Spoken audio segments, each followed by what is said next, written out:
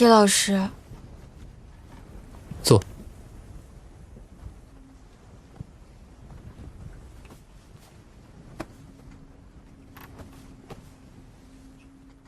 季秋他们呢？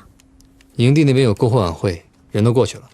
哦，密闭空间这种东西，不用锁也是可以制造的。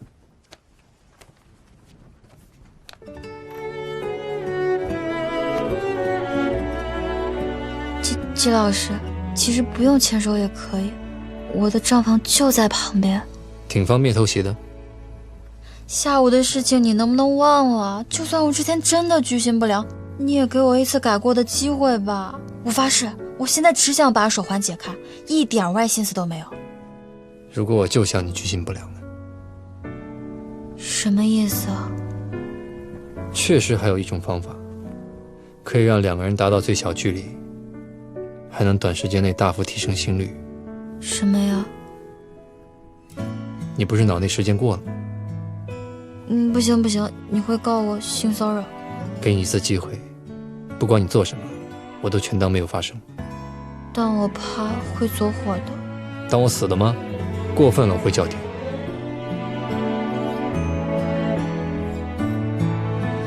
可不可以就掉进你的怀里，让我开心或不开心都会是因为你。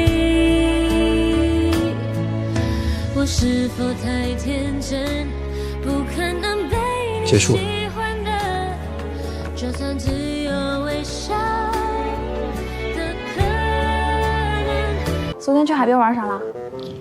玩剑心。哇哦！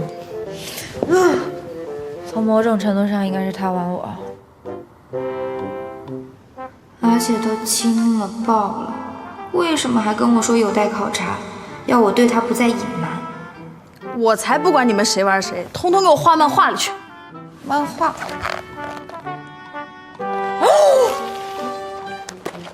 你已经出了实体本了，马上就要开签售会了，你什么反应？你第一次见到？坚信还不知道我把他当男主画进漫画的事儿。不对啊，我给你发的快递显示签收了。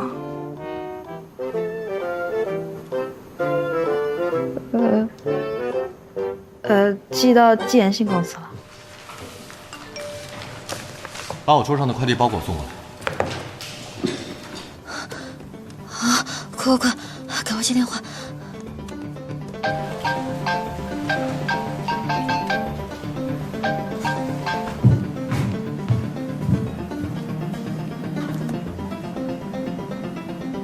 蔓草，老板什么时候跟7年公司之间有来往了？接电话。怪我手滑选错地址了。喂，B 位，那个什么啊？送东西去了，送什么呀？他手机呢？没带。我这叫不到车，这前面排队不会30个呢。现在4个轮子的估计都堵在高架桥上呢。有了。有啥？你好，你要闪送的东西呢？就在你面前。啊？